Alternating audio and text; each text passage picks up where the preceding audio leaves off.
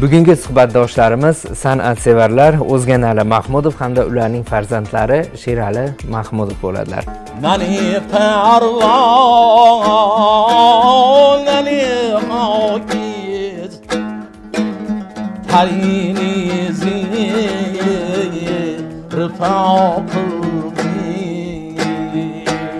o'sha dadamning duolari ijobat bo'lib, endi shunga ishqiboz bo'lganman-da.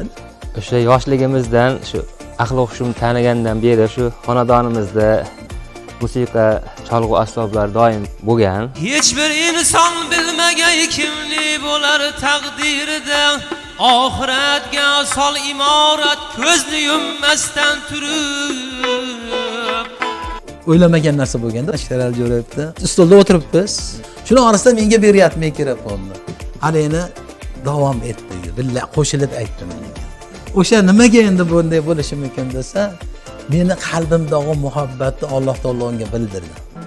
Agar oshiqlaring 10 mingta bo'lsa, bilgilki alarni sardor